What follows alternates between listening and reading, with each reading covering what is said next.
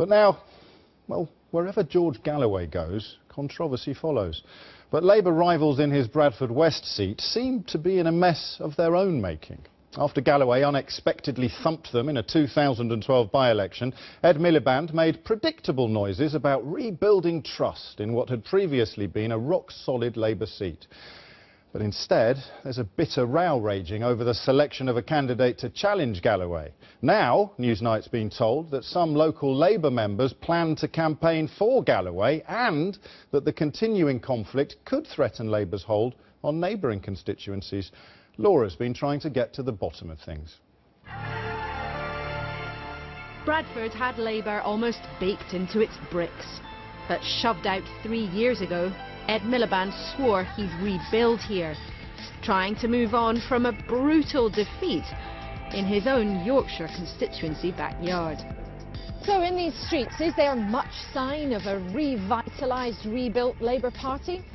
Newsnight's been told what's happened here is a complete disaster that might kill off the party's chances not in 1 but 2 seats in this city in an election where 1 or 2 might make all the difference. Maybe her face gave it away then. A fortnight ago, Amina Ali was chosen to fight Galloway. You're not from Bradford. Is that going to be an impediment to your progress? No, it's not. Because for me, it's all about having an MP that's visible.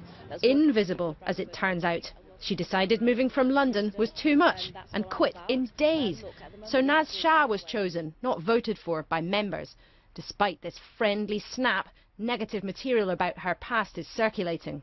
Labour wouldn't make her available to speak for herself, but insists she's a fantastic candidate and there's nothing wrong with the selection, even though she voted for respect last time round.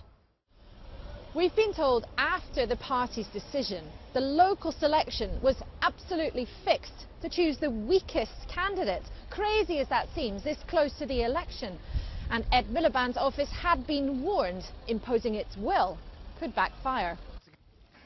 There's local Labour fury at how they see the leadership behaved. I resent that the people from outside interfering in politics of Bradford. People from Birmingham, people from London, people from elsewhere, they should not be interfering in politics of Bradford. The feeling out there is that the Labour Party wants to teach a Muslim community a lesson for voting for George Galloway. Sources say Labour HQ broke a promise and only allowed women to run for the seat. That's denied, but there's no denying the process became a farce. A total mess. The fault lies entirely with the party, one insider said. George Galloway may come with a political circus, but it's an effective one. Labour will face on May the 7th in Bradford West. He's loved and loathed, but everyone knows who he is. So what do you think of Mr Galloway?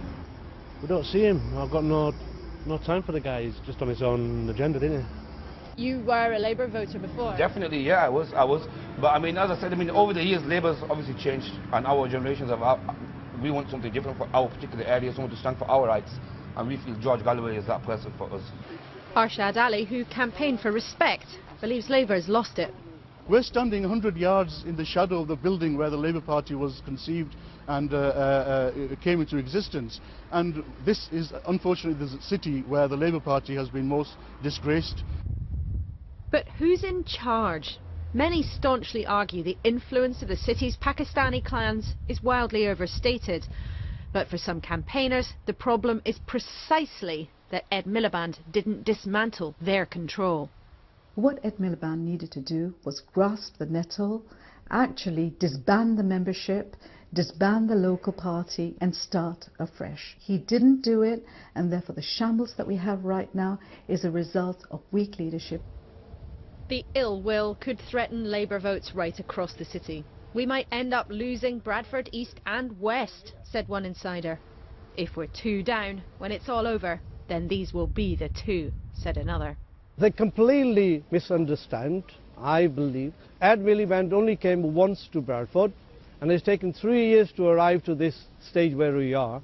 And I think it's a completely wrong process the party has developed. A lot of members would not be going out actively campaigning for the Labour candidates.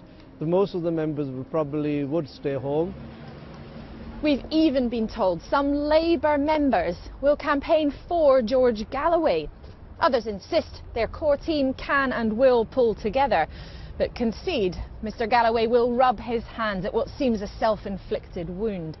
Despite Labour HQ's promises, one source told us they have no idea. They just don't understand how the politics works.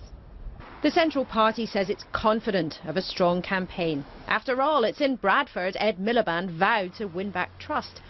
But along with Labour candidates, that seems hard to find. Right now, no party can afford a local difficulty to leave them nationally falling short. Laura Kunsberg in Bradford.